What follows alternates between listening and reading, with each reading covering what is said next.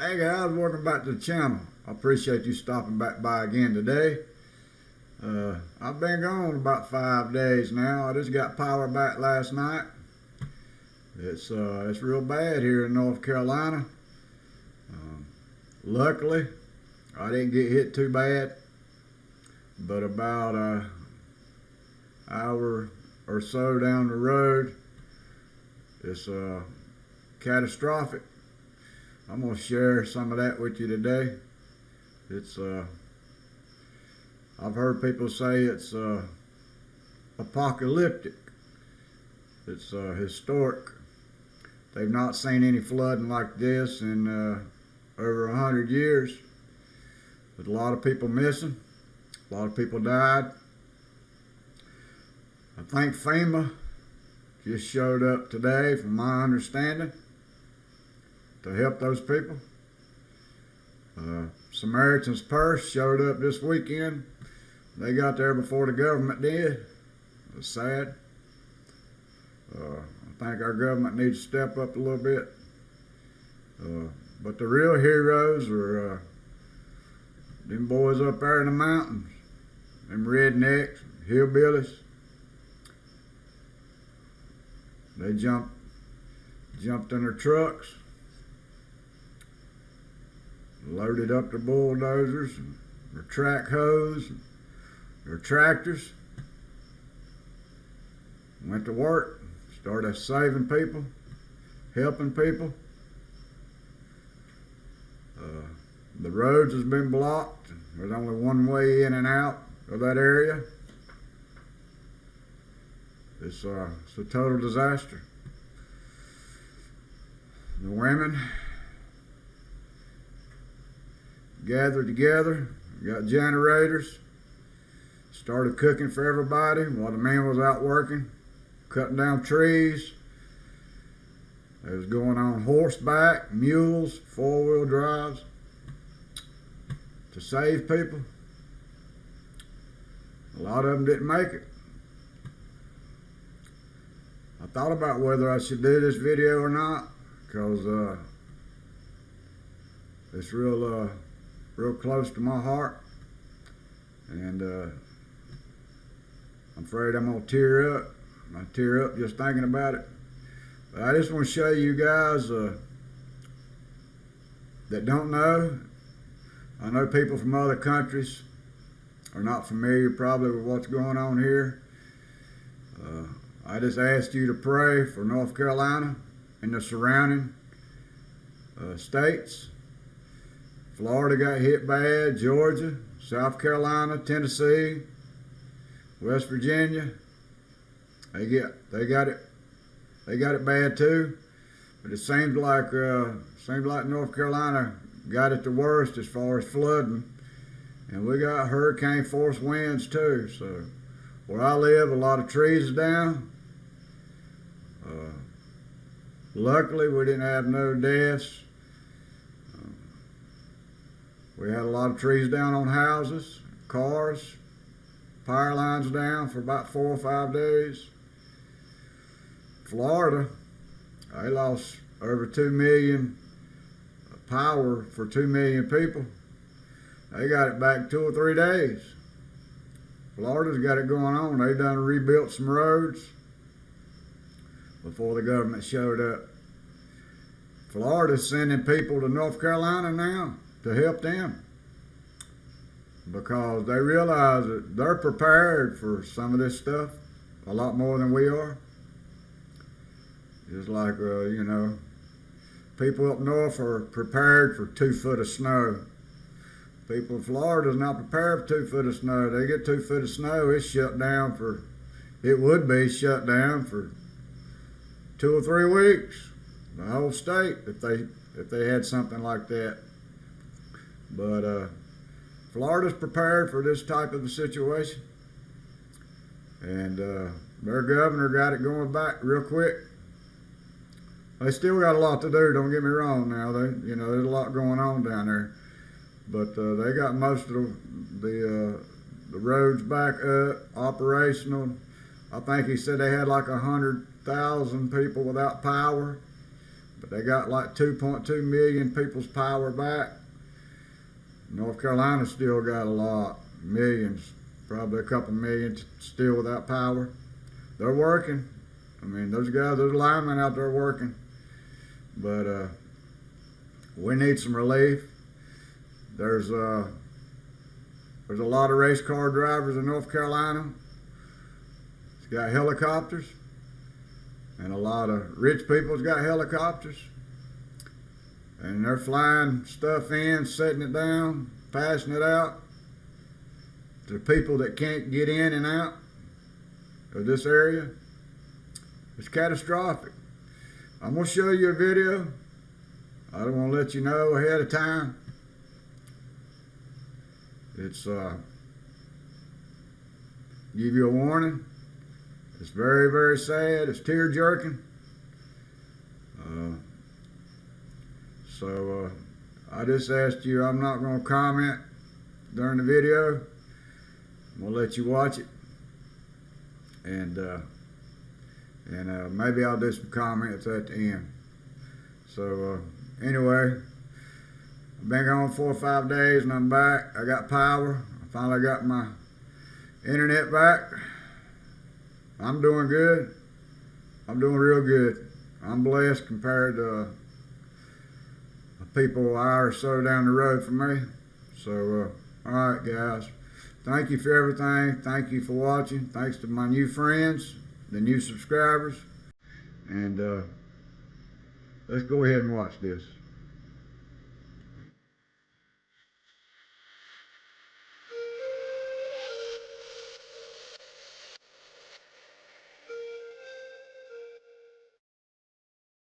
One family is dealing with unimaginable grief, losing 3 loved ones in Asheville, North Carolina, when they were swept away in floodwaters. 2 members of this family, one of which is a survivor of this devastating event, they're coming out to share their story 4 days later. Megan Dyer and her sister Heather Kephart lost their parents, and Megan lost her 7-year-old son, Micah. Megan agreed to do the interview with us this morning in Micah's honor. Megan and her sister Heather, they join us live here on Weather Command, and we do appreciate you both for being here with us. Let us start by saying we are so sorry for your loss. Megan, you witnessed this happen, and when we experience grief, so often we are asked, how are you holding up? But I feel like I know the answer to that already. So let me ask you this then. How is your grief today? My grief today is unfathomable. I'm sorrowful. I feel broken. But what is the main thing that I take away from grief is the uplifting of all the prayers that I've received. And I think that all the chain of prayers that I have felt are the things that held me up, the things that are holding me together right now. Because if it was up to my humanly flesh, I wouldn't be able to do it. Family, togetherness, many people reaching out, praying, sending their support. That's the pieces that I can't have on my own that they're putting together for me. And Heather, by your side, Megan, we also know your other sister, Jessica. Initially, when the stories started coming out of Western North Carolina, your sister Jessica was posting updates on Facebook before, even after the rescue and those subsequent updates. There is this picture I believe you took on the roof, and only if you feel comfortable sharing what was going through your mind, because you, your parents, and your son, I believe those were your shoes, had to evacuate to the roof.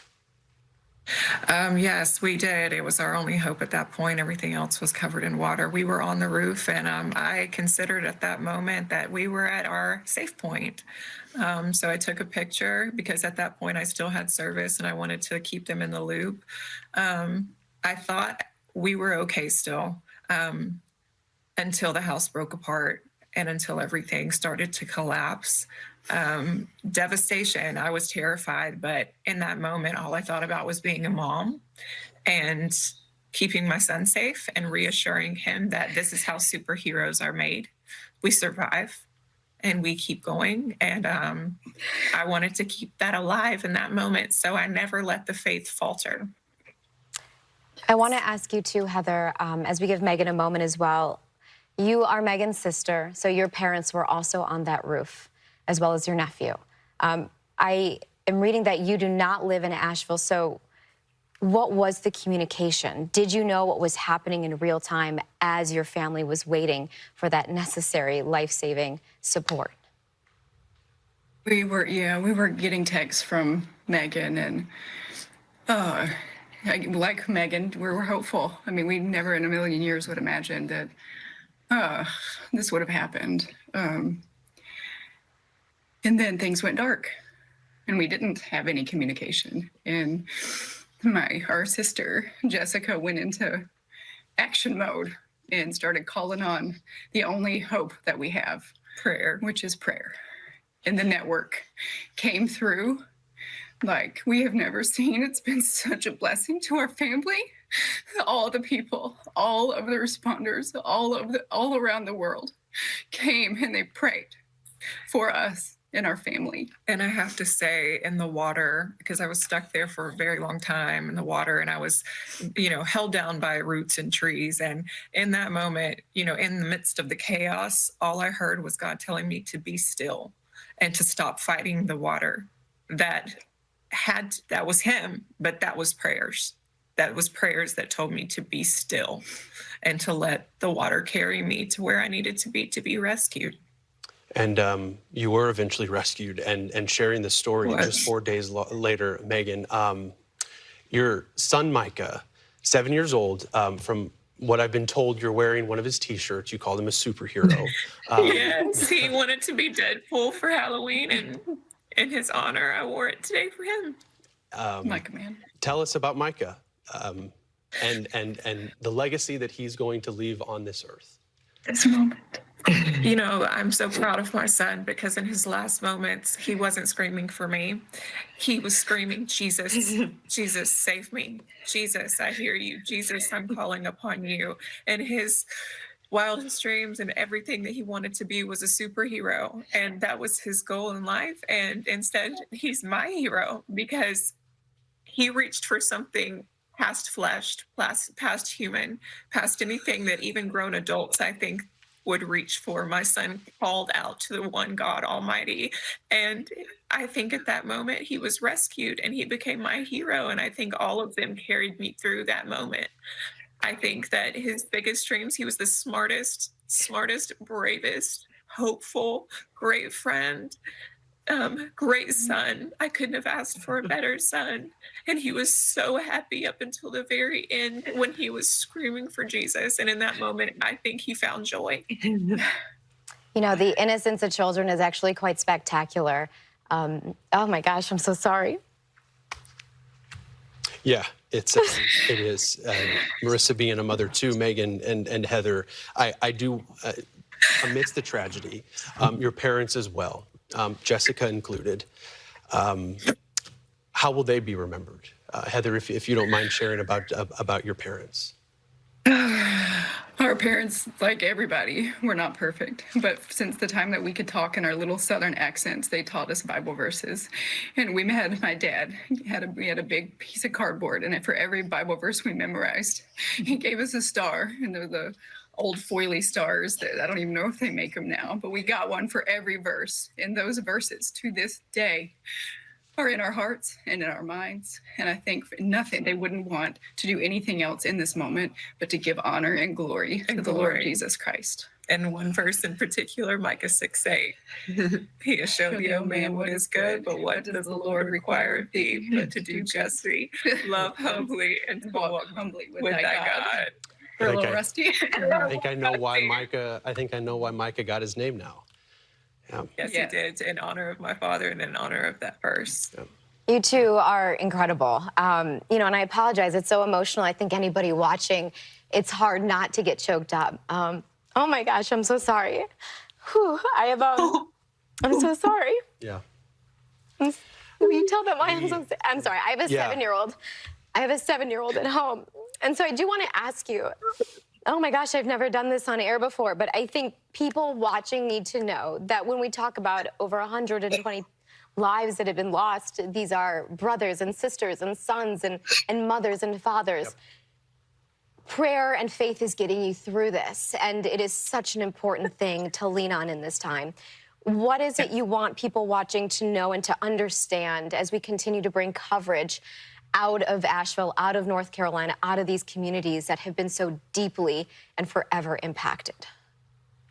I want them to remember that there is joy beyond the pain, that while we are wrapped in sorrow and while we are wrapped in grief and overwhelming regret for all the things that we could have done that we didn't, that they are happy and they are joyful and they are all around us looking down. And my son couldn't be more proud at me for hanging on. My parents were probably lifting me up when I was in between the two things that were holding me down. They are rejoicing at the fact that I now can tell them what God did for me, because it was God. He said, "Be still, I am in control, and you will pass on." This is a backfire for the devil, because he tried to take me out. And here I am sharing the word that my 7-year-old is a hero and my parents live on in God's glory. Mighty, mighty Micah man. I'm struck by your spirit. I mean, and having the support of your sisters. I know when it comes to Couldn't this do it without event, 'em. I would imagine you being in the water. I know it was hard to gauge time. Was it a few hours until you were rescued, and how that I was rescue in the took water. place? I was in the water for 5 hours. I was in the water for a very long time down the river. I got caught in some trees, and things were hitting me. I got dragged under a few times, and that's when I remember being in a tree. And I remember thinking, well, like a voice told me I cannot stay here. I have to let go, because they couldn't find me there. And I had to trust that voice to let go and to hope something else was waiting for me. And when I did let go, I heard the voice say, "Be still, don't fight the water." And then I ended up in between the two carriers that stuck with me the whole time. And I waited for about 2 hours until God blessed me with a man that saw me and the rescue team that provided for me. And I can't thank them enough. You have a very long road ahead of you, and the grief, I know, is going to come in waves. For anybody that's experienced grief that is watching knows, I always say it moves like the ocean. The ebbs and flows, and some days are going to be harder than others, and some moments will be easier. But I think remembering those moments of your son and of your parents are what ultimately, those good memories, right, of laughter and joy, are what see you through, in addition to your faith. And speaking with us and sharing your story, both you and Megan and Heather, we so appreciate it. You have all of our prayers, our utmost condolences, and you know, as you navigate it, we hope you can carry with that some of our thoughts and love. Thank you so much. Sure thing. And we'd be remiss. There is a GoFundMe for Micah, for the family of Megan, Heather, and Jessica. Tragic. But that's the reality that so many have now had to face, the tough reality in this disaster. Jessica on Facebook posted that Micah's body was recovered about a quarter of a mile away from Megan's rescue. All right, guys. So I just wanted to share with you what's going on in my area. Like I said, I'm good where I'm at. I'm doing good now. We still have some issues. Not everyone's got power yet, but almost everyone. And we're having problems with getting gas. Most of the shelves are empty, but we're doing good. We're doing okay. We're going to be fine, but the people an hour or so down the road from are not doing good. They still can't get help to them. They still live up little roads up in the mountains that's gone. Nobody can get to them. They can't get out. So I just ask that you remember us in your prayers. If you can help, anyway, whatever little amount. I help through Samaritan's Purse. That's who I trust the most. Red Cross, however you can help. If you can't, just pray us, you know. It's better than nothing. But we're still in a bad situation. It's going to take a long, long time. There's cities that's gone. Lake Lure, North Carolina, it's gone. The whole road, all the souvenir shops, the houses, they're gone. I mean, there's nothing there but a river. It's all gone. So anyway, I just want to share with you what's going on, where I've been. I appreciate you watching this video. I'm going to try to do a little better job at giving you uplifting videos on the next one. But like I said, I appreciate my new subscribers, my new friends. I appreciate the thumbs up. And you guys take care of yourself. All right? And have fun. Until next time. Bye.